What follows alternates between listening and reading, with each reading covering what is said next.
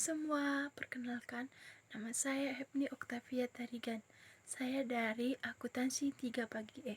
Di sini saya akan menjelaskan tentang pengertian ekspor dan impor dan tujuan ekspor dan impor. Yang pertama, saya akan membahas tentang pengertian ekspor. Ekspor adalah penjualan barang ke luar negeri dengan menggunakan sistem pembayaran, kualitas, kuantitas, dan syarat penjualan lainnya yang telah disetujui oleh pihak eksportir dan importir. Proses ekspor pada umumnya adalah tindakan untuk mengeluarkan barang atau komoditas dari dalam negeri untuk memasukkannya ke negeri lain.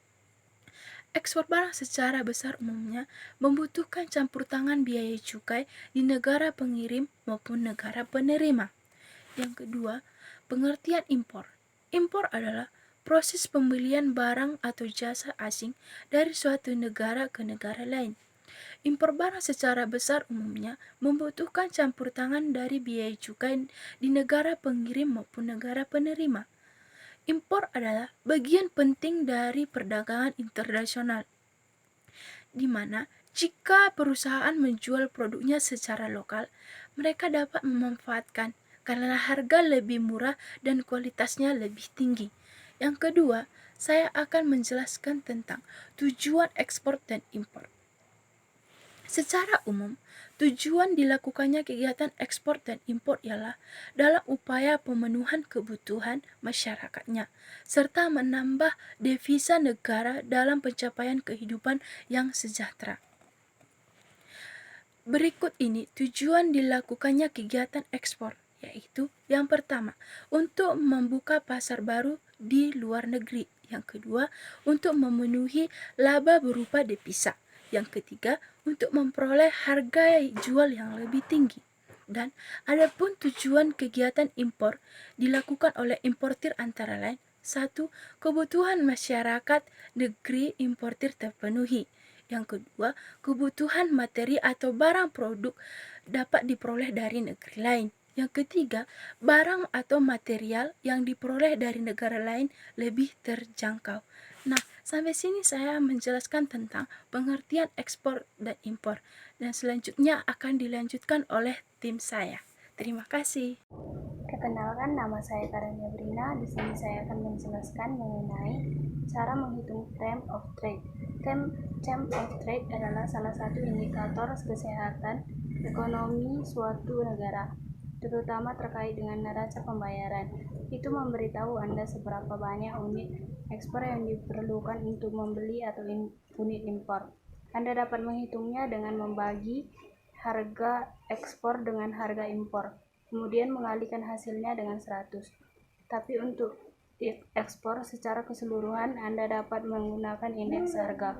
Ekspor dan impor melibatkan beragam barang dan jasa, sehingga sulit untuk menghitung angka agregat. Karena alasan tersebut, indeks harga membantu Anda untuk mewakili rasio rata-rata harga ekspor dengan rata-rata harga impor. Berikut ini adalah formula term of trade. Term of trade sama dengan indeks harga ekspor rata-rata per indeks harga impor rata-rata kali 100. Adapun dampak term of trade terhadap perekonomian, ketika term of trade naik, sebuah negara dapat membeli lebih banyak barang impor daripada sebelumnya. Negara tersebut mengumpulkan lebih banyak pendapatan ekspor daripada pembayaran impor, mengasumsikan volume tidak berubah. Selanjutnya, kenaikan term of trade berdampak pada inflasi domestik. Misalnya, jika kenaikan terjadi karena harga impor yang turun atau naik lebih moderat daripada barang ekspor, tekanan inflasi yang diimpor berkurang. Sementara itu, kemerosotan term of trade menurunkan standar hidup. Negara-negara berkembang biasanya rentan terhadap masalah tersebut. Mereka mengekspor komoditas dan mengimpor barang manufaktur. Tentu saja harga komoditas lebih rendah daripada barang manufaktur karena nilai tambahnya lebih sedikit. Oleh karena itu, untuk membayar impor Mereka harus menjual komoditas dalam jumlah yang signifikan.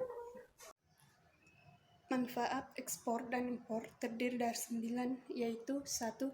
Membantu perkembangan sebuah pasar produk.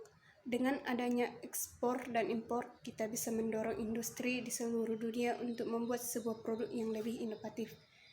2. Meningkatkan keuntungan. Dengan menjual barang ke luar negeri, ada potensi untuk kita mendapatkan profit yang lebih besar. 3. Memperbesar skala produksi. Melalui ekspor dan impor, kita selain meningkatkan penjualan di pasar yang lebih besar. 4. Memperluas jangka pasar. Seperti yang telah disebut pada poin sebelumnya, dengan menjaga kerjasama dengan negara lain, kita bisa memasuki pasar yang lebih luas. 5. Menghindari persaingan pada persaingan lokal. Jika kita terus bersaing pada pasar yang sama, kita tidak akan mengalami perubahan.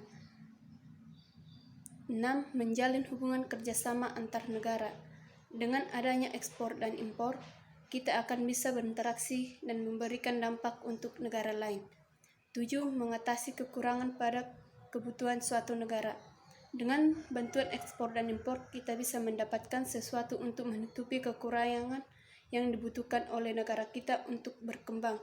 8. Mendatangkan sesuatu yang baru. Dengan keunikan yang ada pada setiap negara, budaya, sumber daya, dan lain-lain, tidak jarang produk yang dihasilkan pun berbeda-beda juga. 9. Mencegah monopoli suatu produk tertentu. Dengan adanya ekspor dan impor, kita mengurangi risiko monopoli karena minimnya sumber daya atau pasar. Saya Kiara Benedikta Sinaga dari kelas AK Pagi E. Di sini saya akan menjelaskan ketentuan ekspor dan impor. Pertama, ketentuan ekspor. Yang menjadi ketentuan umum ekspor biasanya meliputi hal-hal yang berhubungan dengan proses pengiriman barang ke luar negeri. Ketentuan-ketentuan tersebut ialah 1. Syarat-syarat ekspor. Yang menjadi syarat-syarat ekspor memiliki surat izin usaha perdagangan atau SIUP. Kedua, mendapat izin usaha dari Departemen Teknis atau lembaga pemerintah non-departemen. Ketiga, memiliki izin ekspor seperti 1. AP angka pengenal ekspor untuk eksportir berlaku selama 5 tahun. Kedua, APES angka pengenal ekspor sementara berlaku selama 2 tahun. Ketiga, APET angka pengenal ekspor terbatas. Ketentuan kedua, harus eksportir ialah pengusaha yang mendapat ekspor yang telah memiliki SIU atau izin usaha. Ketentuan ketiga ialah eksportir terdaftar ialah perusahaan yang telah mendapat pengakuan dari Menteri Perdagangan untuk mengekspor barang tertentu sesuai peraturan yang berlaku. Ketentuan keempat, barang ekspor ialah jenis barang yang terdaftar sebagai barang ekspor dan sesuai dengan ketentuan perpajakan kepabean yang berlaku.